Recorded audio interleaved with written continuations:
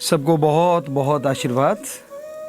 आज विश्व जनसंख्या दिवस है, तो सबको सोचना चाहिए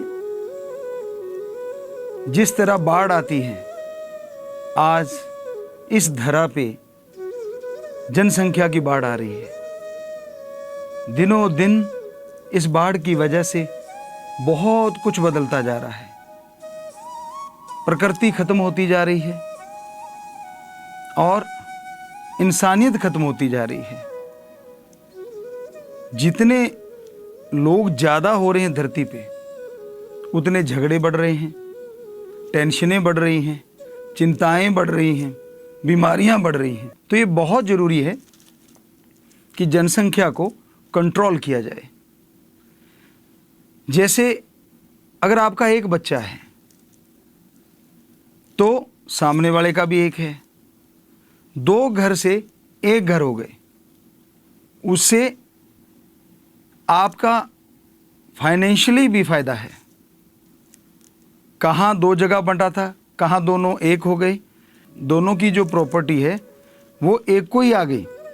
तो इसी तरह आप सोचने की कोशिश करें, जनसंख्या कंट्रोल करना अति जरूरी है। कई लोग ये कह देते गुरुजी, अगर एक बेटी हो तो क्या बेटी से वंश नहीं चलता?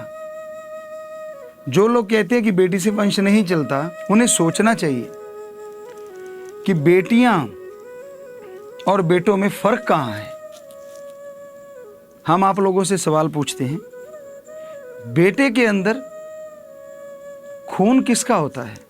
माँ बाप का।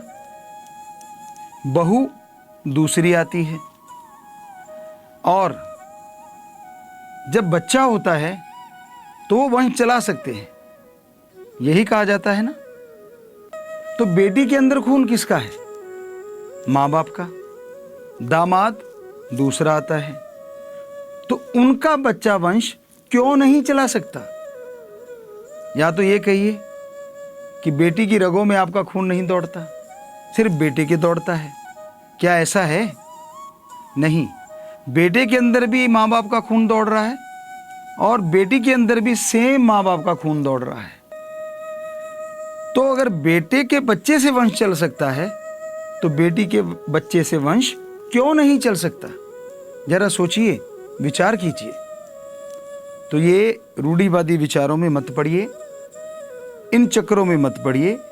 एक बच्चा काफी है, पढ़ाइए लिखाइए, टेंशन फ्री रहेंगे आप, चिंता मुक्त रहेंगे, बहुत से खर्चे कम हो जाएंगे।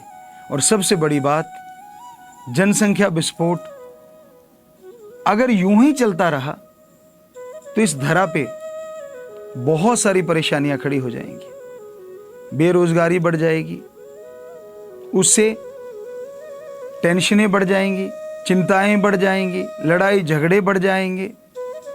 और ज्यादातर चाहवान जो लड़कों के हैं, वो ही जनसंख्या को ज्यादा बढ़ावा दे रहे हैं। अब दो बेटियां हो गई, एक चांस और लेते हैं, तीसरी भी बेटी हो गई, एक और लेते हैं। यूं करते करते चार पांच बच्चे हो जाते हैं।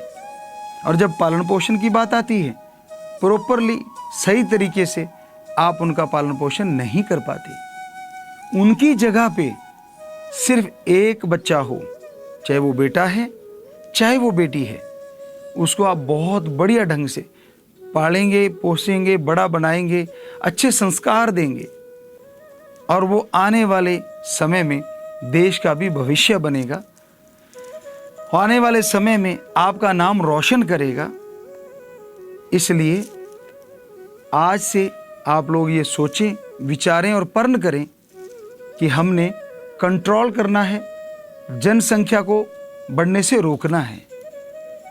कई बार सोचते हैं कि मेरे एक सोचने से क्या हो जाएगा, बाकी लोग तो सोचते नहीं। कहते हैं ना, बूंद बूंद से समुंदर भर जाता है, तालाब भर जाता है। तो इसी तरह एक आदमी सोचे, आपने पहल कर दी तो सारे आप ही तो हैं, सभी ने पहल कर दी। आप अपने बारे में सोचिए, विचार कीजिए, बहुत फायदा है। पूरे विश्व में आज जनसंख्या बड़ी तेज़ी से बढ़ रही है, खास करके हमारे देश में। पढ़े लिखे भी ऐसे सज्जन हैं कुछ जो इस तरफ ध्यान नहीं देते। वो कहते हैं जी भगवान की औलाद हैं, भगवान देने वाला है तो भगवान तो देता ही जाएगा। भगवान ने ये जो दिमाग दिया है सर्वोत्तम है, सर्वश्रेष्ठ है। इसकी सोच से हम अपने कर्म अच्छे बुरे बना सकते हैं। तो इसको काम में लीजिए, सोचिए, विचार कीजिए, क्योंकि जनसंख्या बढ़ने से सारी प्रकृति में भी बदलाव आ रहा है। मकान बनाने पड़ रहे हैं, जंगल कट गए हैं और उनके कटने से मौसम में परिवर्तन आ रहे हैं। कहीं भूकंप आ रहा है, कहीं तूफान आ रहे हैं, प्रकृति का कहर टूट रहा है, बरस रहा है।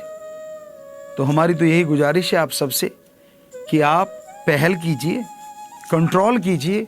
यकीन मानिए बड़ा सुख मिलेगा, बड़ी शांति मिलेगी।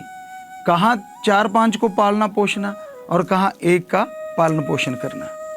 आप भी सुखी रहेंगे और वो बच्चा भी बहुत ही अच्छा नागरिक बनेगा, बहुत ही अच्छा इंसान बनेगा।